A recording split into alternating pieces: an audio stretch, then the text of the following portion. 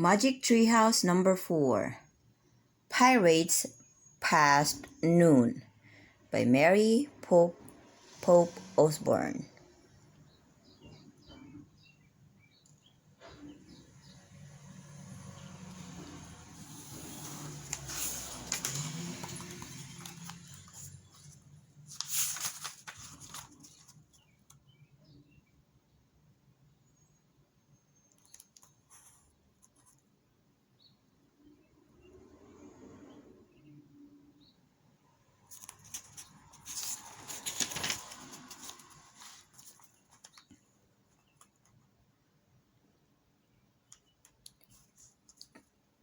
Chapter 1.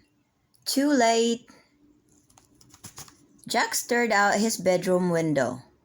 The rain kept falling and falling. The TV said it would stop by noon, said Annie, his 7-year-old sister. It's already past noon, said Jack. But we have to go to the treehouse, said Annie. I have a feeling the M person will be there today.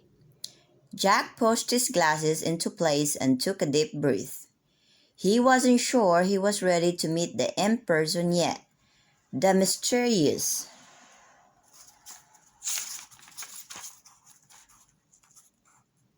person who had put all the books in the magic treehouse.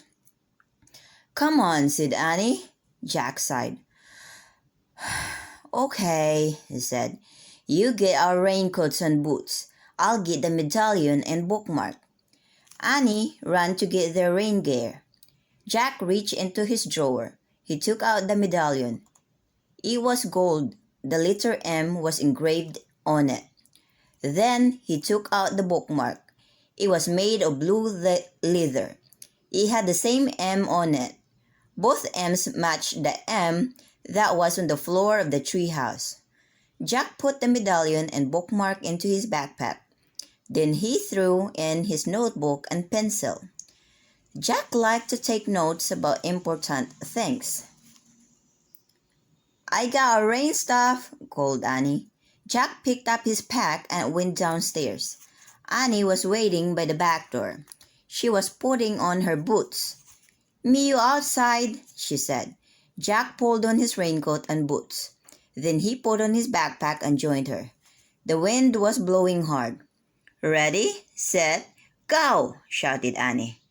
They kept their heads down and charged into the rain wind. Soon they were in the Frog Creek woods. 3 branches swayed, flinging rainwater everywhere.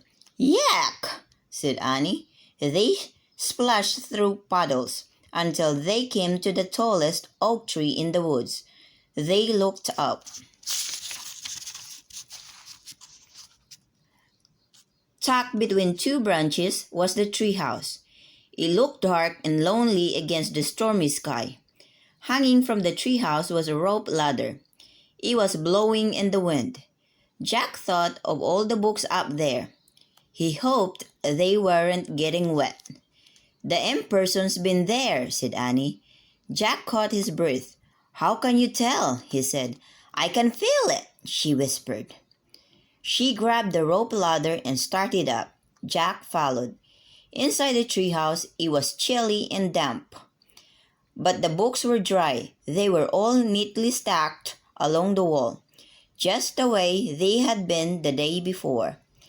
Annie picked up a castle book on top of one stack. It had taken them to the time of castles. "Remember the knight?" she said. Jack nodded. He would never forget the knight who had helped them. Annie put down the castle book. She picked up the next book on the stack. It was the dinosaur book that had taken them to the time of dinosaurs. "Remember?" she said. Jack nodded. Had never forget the pteranodon who had saved him from the Tyrannosaurus Rex. Then Annie held up a book about ancient Egypt. "Meow," she said. Jack smiled. The Egypt book had taken them to the time of pyramids. A black cat had come to the rescue there. "And here's the book about home," Annie said. She held up the book with a picture of their hometown in it. Frog Creek, Pennsylvania. Jack smiled again. The Pennsylvania book had brought them back home at the end of each of their adventures. Jack sighed. Okay, he still had two main questions. Who was the person who had put all the books here? And did the knight, the pteranodon, and the cat all know the person? Finally, Jack reached into his backpack. He took out the gold medallion and the leather bookmark. He placed them on the floor, right over the spot where the imp glowed faintly in the wood. Rain blew into the treehouse. Brrr, said Annie. It's not very cozy today. Jack agreed with her. It was too wet and cold.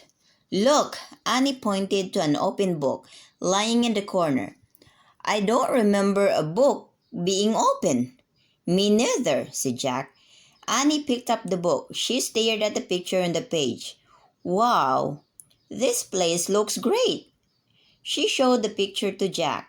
He saw a sunny beach, a big green parrot sitting in a palm tree, and a ship sailing on a blue sea.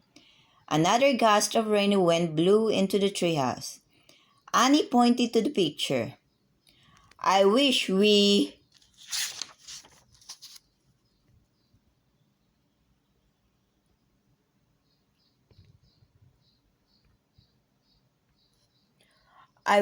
were there instead of here, she said.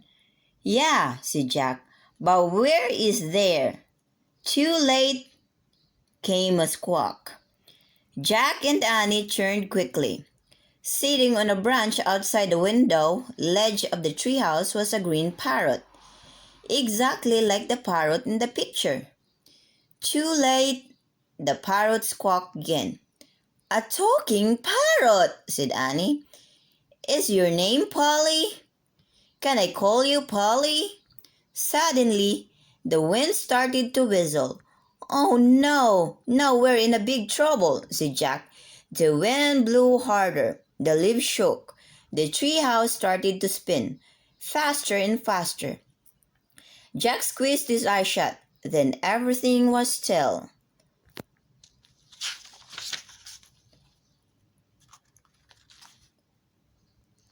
Absolutely still. Jack opened his eyes. Too late, squawked Polly. Chapter 2. The Bright Blue Sea. Jack felt hot sunlight streaming into the treehouse. He smelled salt water. He heard the sound of waves. He and Annie looked out the window. The treehouse was in a palm tree. Beyond was a bright blue sea. A tall sailing ship was on the horizon. It was just like the picture in the book. Too late, squawked Polly. Look, said Annie. Polly was flying in circles above the treehouse.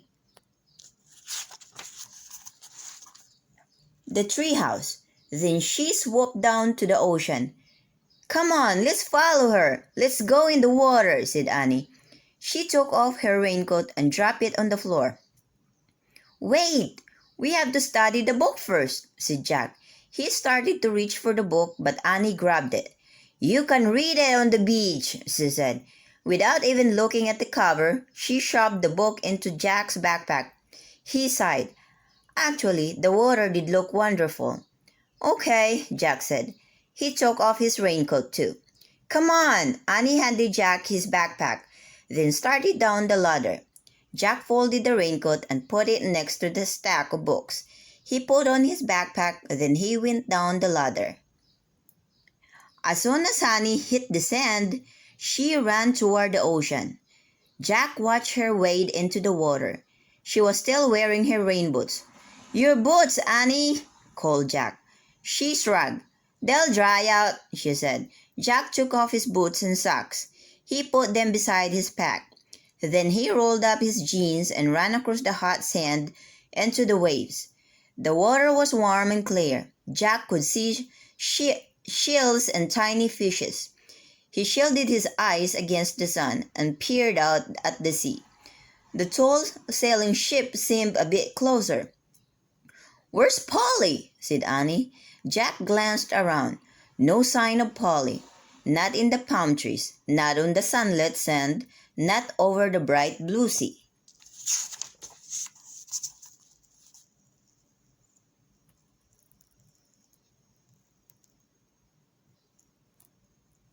When Jack looked out the sea again, the ship seemed even closer. Now Jack could see its flag. As he stared at the ship flag, a chill went through him. The flag was black, with a skull and crossbones. "Oh man," he breathed. He started out of the water.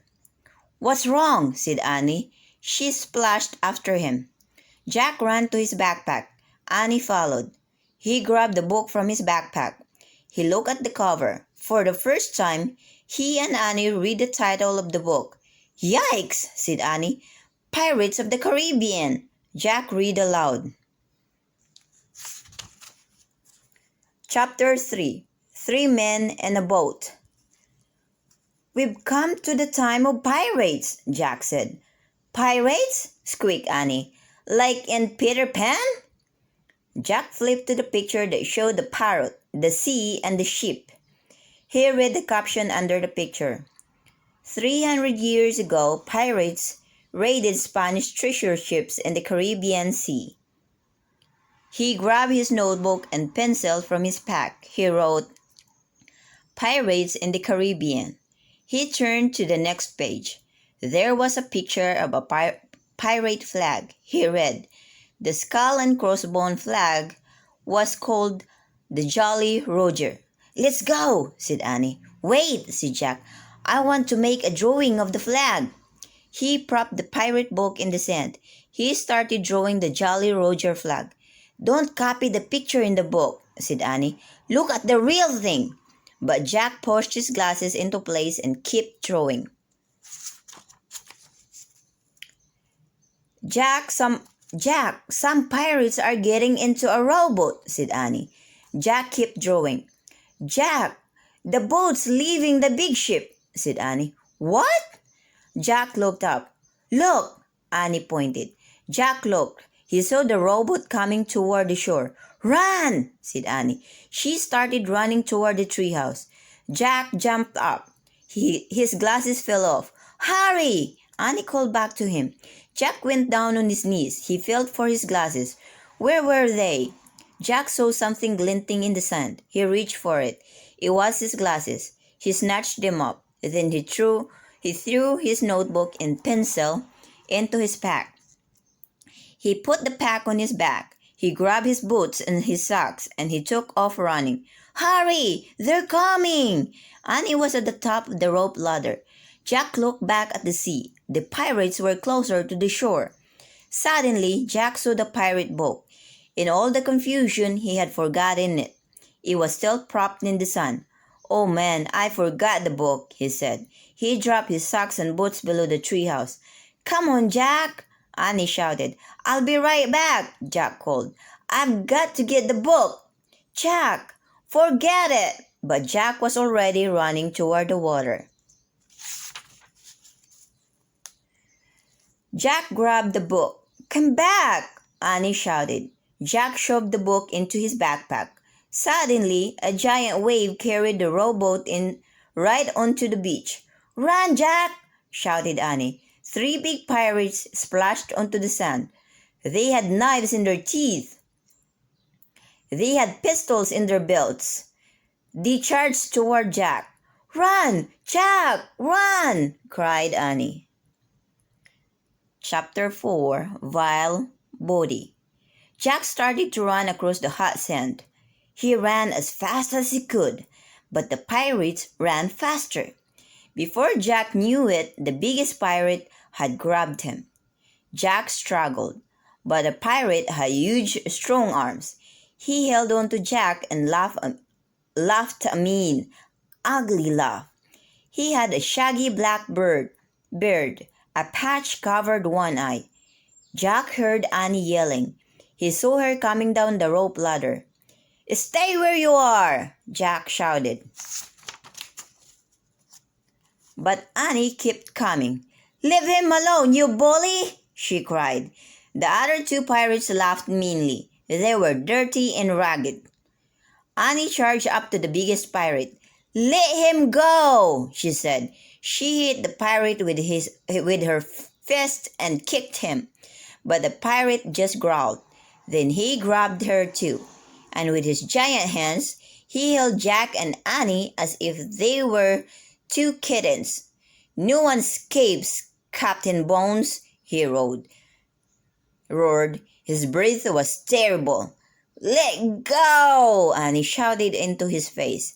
But Captain Bones just smiled. All his teeth were black. Annie fell silent. Captain Bones laughed loudly.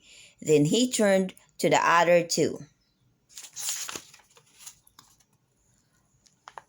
"Find out what's in their house, you dogs," he said.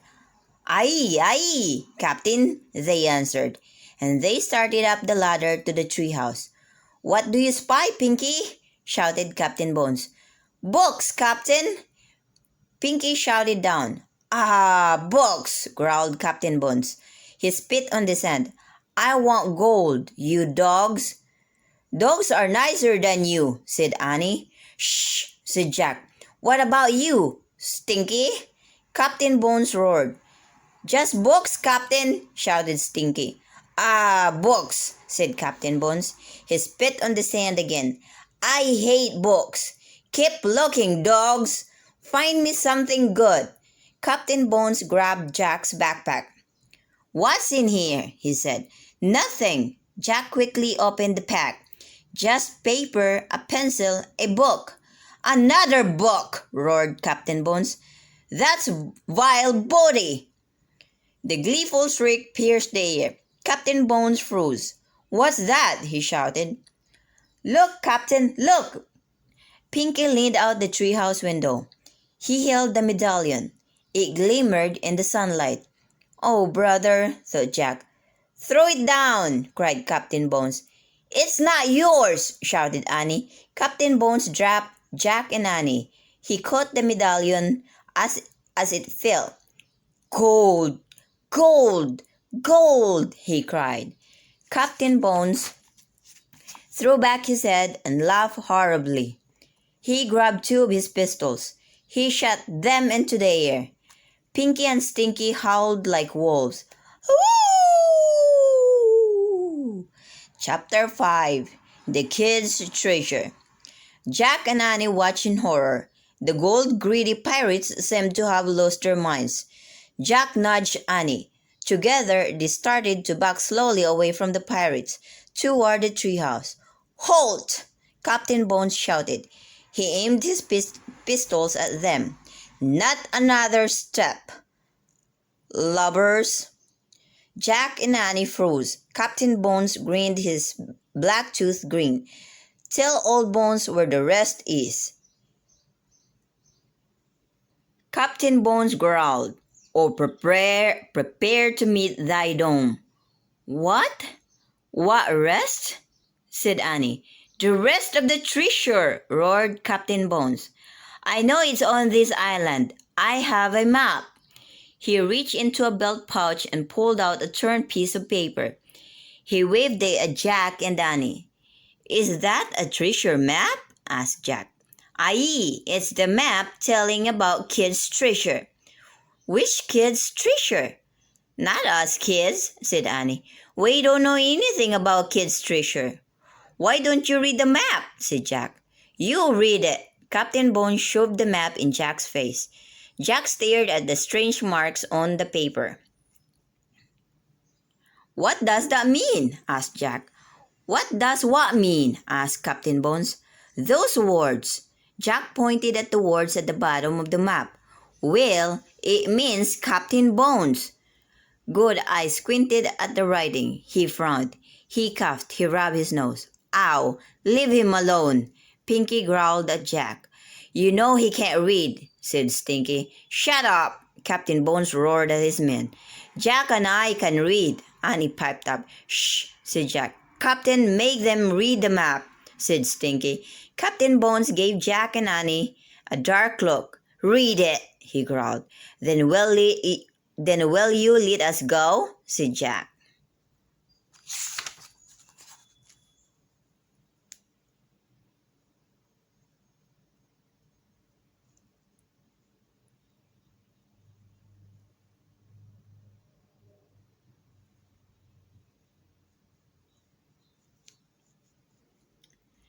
The pirate squinted his good eye. "Aye, lubber. When the treasure in me hands, I'll let you go."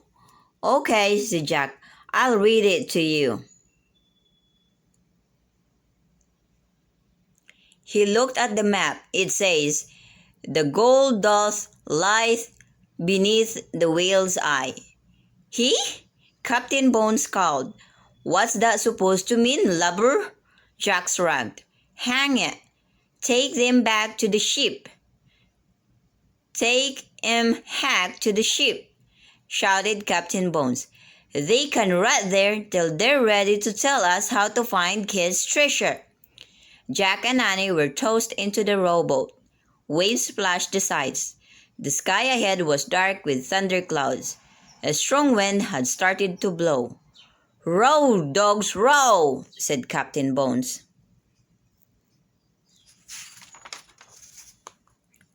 Pinky and Stinky began rowing toward the big ship.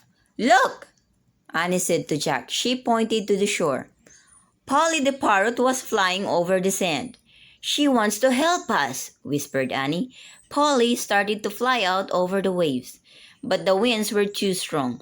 She turned around and flew back to the island. Chapter 6. The Whale's Eye. The rowboat tossed from side to side. The waves were huge. Salty spray stung Jack's eyes. He felt seasick. "Hold her steady," shouted Captain Bones. He pointed at the sea. "Or we'll be meat for those evil brutes." Dark fins cut through the water. "Sharks!" One zoomed right by the boat. Jack could have reached out and touched it. He shuddered. Soon the rowboat pulled alongside the ship.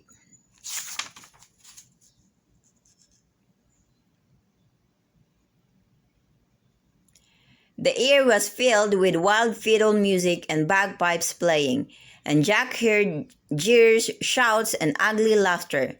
"Hoist them aboard!" Captain Bone shouted to his men. Annie and Jack were hauled onto the deck. The ship creaked and moaned. It rolled from side to side. Ropes flapped and snapped in the wild wind. Everywhere they looked, Jack and Annie saw pirates. Some were dancing, some were drinking, many were fighting with swords or with their fists.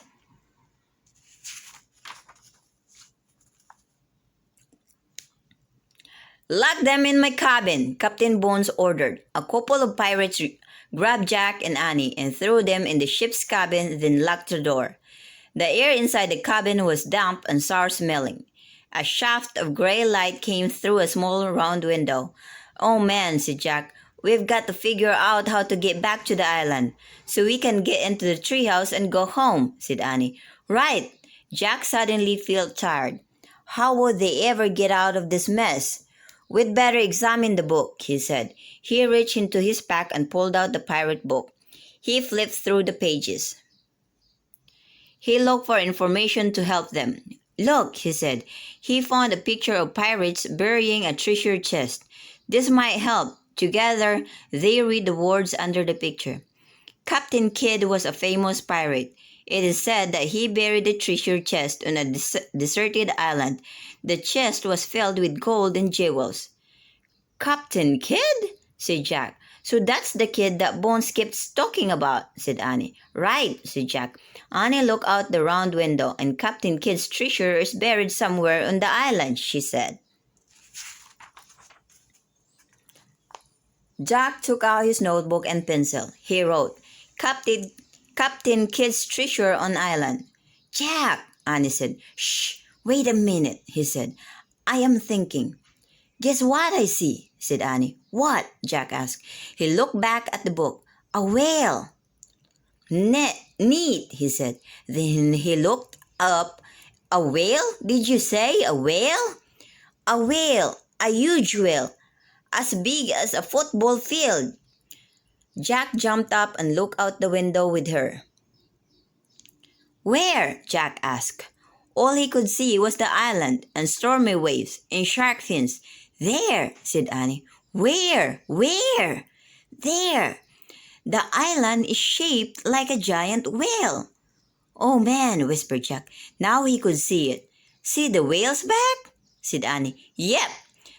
The slope of the island looked like the back of a whale. See his spout? Said Annie. Yep. The palm tree that held the tree house looked like the spout of the whale. See his eye? Said Annie. Yep. A big black rock looked like the eye of the whale.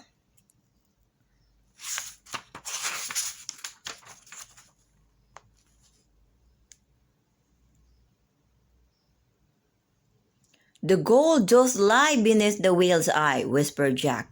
Wow!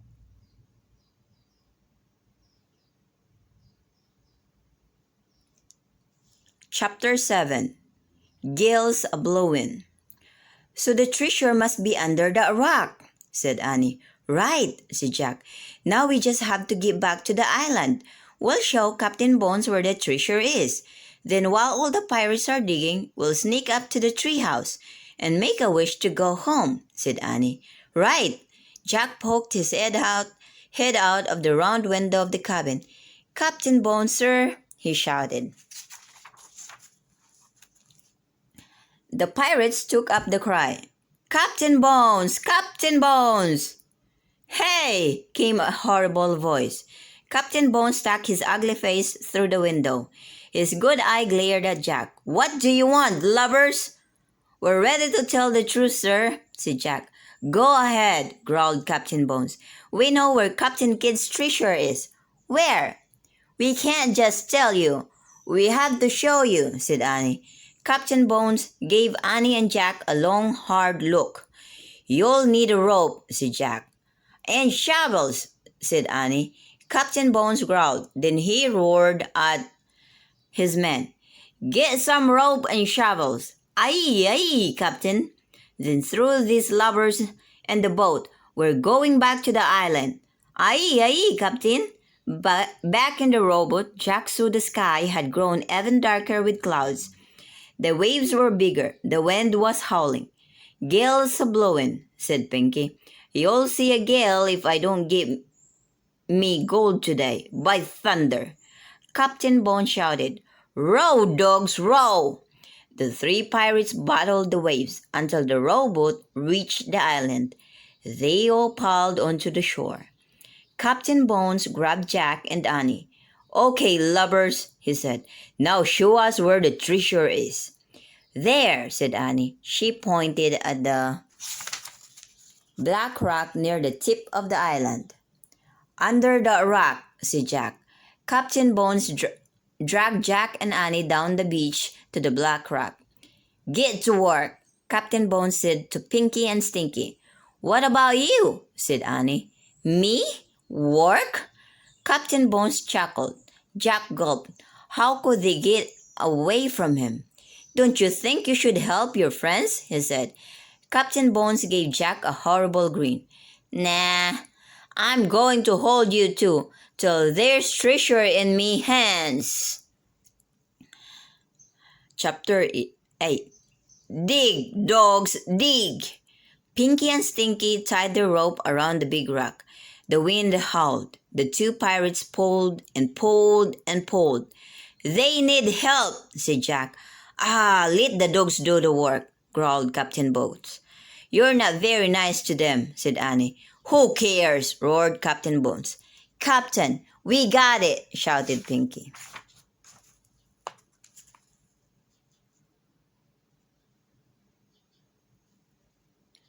They started pulling the rock across the sand. Now let's dig where the rock was, said Jack. All of us. But Captain Bones ignored his suggestion. Dig, you dogs, he shouted. Pinky and Stinky started to dig. The wind blew even harder. There was going to be a thunderstorm. Ow, I got sand in me eyes, Pinky whined. Ow, me back hurts, Stinky cried. Dig! Shouted Captain Bones. He held Jack and Annie with one hand. With the other, he pulled out the gold medallion. He tossed it at the two pirates. It fell into the hole. Dig for more of this, you swine, he said. Squawk! Look, Annie said. Polly was back. She was circling above them. Go back, she squawked. Stinky and Pinky looked up at the parrot. This called. "Dig!" shouted Captain Bones. "A big storm is coming, Captain," said Pinky. "Go back," said Polly. "The birds an omen, Captain," shouted Stinky. "Dig, you dogs!" cried Captain Bones. "Go back!" squawked Polly. "The birds warning us," shouted Pinky. "We've got to get to the ship before it's too late." The two pirates threw down their shovels. They started running toward the rowboat. "Mutineers, come back!" shouted Captain Bones. He dragged Jack and Annie down the beach as he ran after his men. "Stop!" But the pirates kept running. They got to the rowboat and pushed it into the sea. "Wait!" cried Captain Bones. Pinky and Stinky jumped into the boat. They started rowing. "Wait!" Captain Bones let go of Jack and Annie. He ran into the water. "Wait, you dogs!" He hauled himself into the rowboat. Then the three pirates disappeared into the spray of the waves. "Go back!" squawked Polly. "She means us," said Annie. Just then, the storm broke over the island. The wind howled. Rain fell in buckets. "Let's go!" cried Annie. "Wait, I have to get the medallion!" shouted Jack. He ran to the hole dug by the pirates. He looked down in it. Even in the dreary light, the medallion was shining. Big fat raindrops were falling into the hole, washing away the sand. Jack saw a patch of wood. Then the rain cleared away more sand, and Jack saw the top of an old trunk. He stared. Was it Captain Kidd's treasure chest? "Hurry, Jack!" cried Annie. She was halfway up the treehouse ladder. "I found it! I found it!" cried Jack. "I found the treasure chest!" "Forget the treasure chest," said Annie. "We have to go now. The storm's getting worse." Jack kept staring at the chest. Was there gold inside? Silver? Precious gems? "Come on!" Now Annie was shouting from the treehouse window, but Jack couldn't tear himself away. He brushed the rest of the muddy sand off the chest. "Jack, forget the treasure chest!" cried Annie. "Let's go!" "Go back!" squawked Polly. Jack looked at the parrot. She was perched on the black rock.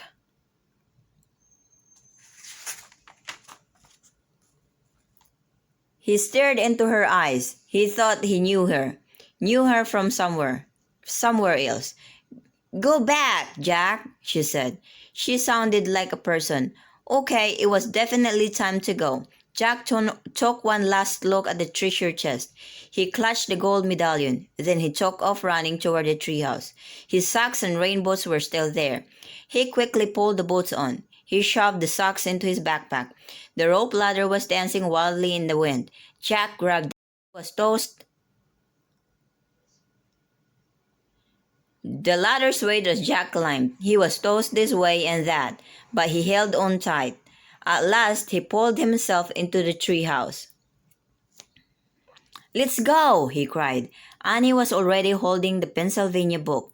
She pointed to the picture of Frog Creek. "I wish we could go there," she shouted. The wind was already blowing hard, but now it blew even harder. The treehouse started to spin. It spun faster and faster, then everything was still. Absolutely still. Chapter 9. The Mysterious M. Trip, trip. Jack opened his eyes. Rain was dripping from the leaves of the tree. They were back in Frog Creek. The rain was softer. The wind was gentler. The air was wetter. "Oh man," Jack sighed. "That was close." He was still holding the gold medallion. "Polly's gone," said Annie sadly. "I was hoping she might come back with us." "No magic creature has ever come back with us," said Jack. He pulled off his backpack. It was damp with rain and salt water.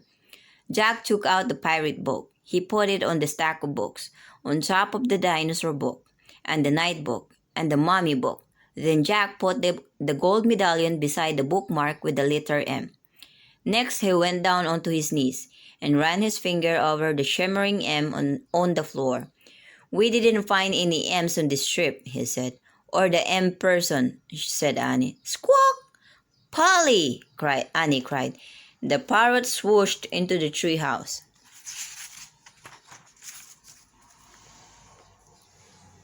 She perched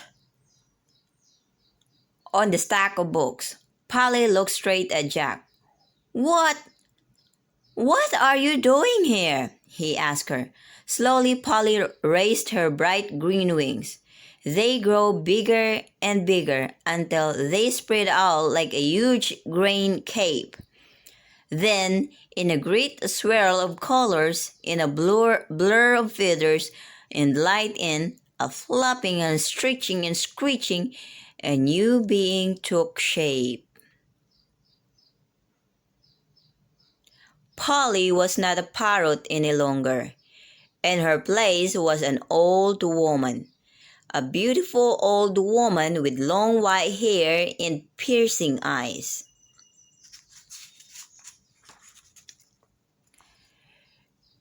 She wore a green feathered cape. She perched on the stack of books, and she was very calm and very still. Neither Jack nor Annie could speak. They were too amazed. "Hello, Jack." "Hello, Annie," the old woman said. "My name is Morgan Le Fay." Chapter 10. Treasure Again. Annie found her voice first. "The M person," she whispered. "Yes, I'm the M person," said Morgan. "Where are you from?" asked Jack. "Have you ever heard of King Arthur?" said Morgan. Jack nodded. "Well, I am King Arthur's sister," said Morgan. "You're from Camelot?" said Jack. "I've read about Camelot." "What did you read about me, Jack?" said Morgan. You're a witch." Morgan smiled. "You can't believe everything you read, Jack." "But are you a magician?" said Annie. "Most call me an enchantress, but I'm also a librarian," said Morgan. "A librarian?" said Annie. "Yes, and I've come to the 20th century, your time, to collect books. You are lucky to be born in a time with so many books." "For the Camelot Library?" asked Jack. "Precisely," said Morgan. "I travel in this treehouse to collect words from many different places around the world, and from many different time periods." "Did you find books here?" said Jack. "Oh, yes, many wonderful books. I want to borrow them for our scribes to copy."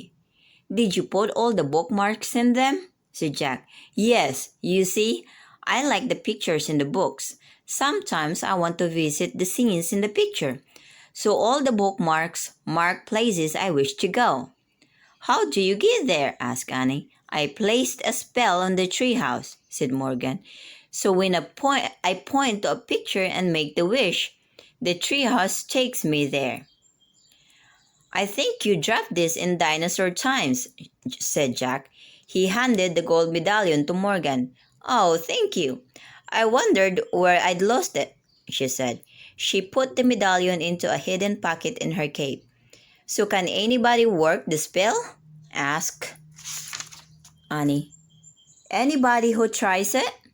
"Oh, there, no, not just anybody," Morgan said. "You two are the only ones besides me to do it. No one else has ever even seen my treehouse before." "Is it invisible?" asked Annie. "Yes," said Morgan. "I had no idea it would ever be discovered. But then you two came along. Somehow you hooked right into my magic." "How?" asked Jack. "Well, for two reasons, I think," explained Morgan. "First, Annie believes in magic, so she actually saw the treehouse, and her belief helped you to see it, Jack." "Oh man," said Jack. "Then you picked up a book, Jack, and because you love books so much, you caused my magic spell to work." "Wow," said Annie. "You can't imagine my dismay when you started to take off for dinosaur times. I had to make a very quick decision, and I decided to come along." "Oh, so you were the pteranodon," said Annie. Morgan smiled. "And the cat, and the knight, and Polly," said Annie. "Yes," said Morgan softly. "You were all these things to help us?" asked Jack. Yes, but I must go home now. The people in Camelot need my help. You're leaving? Whispered Jack. I'm afraid I must, said Morgan. She picked up Jack's backpack and handed it to him. Jack and Annie picked up their rain coats. It had stopped raining. You won't forget us, will you? Asked Annie, as they put their raincoats on. Never, said Morgan. She smiled at both of them. You remind me too much of myself. You love the impossible, Annie, and you love knowledge, Jack. What better combination is there? Morgan Le Fay touched Annie's forehead gently, and then Jack's. She smiled. Goodbye, she said. Goodbye, said Annie and Jack. Annie left the treehouse first. Jack followed. They climbed down the rope ladder for the last time. They stood below the oak tree and looked up. Morgan was looking out the window. Her long white hair blew in the breeze. Suddenly, the wind began to blow.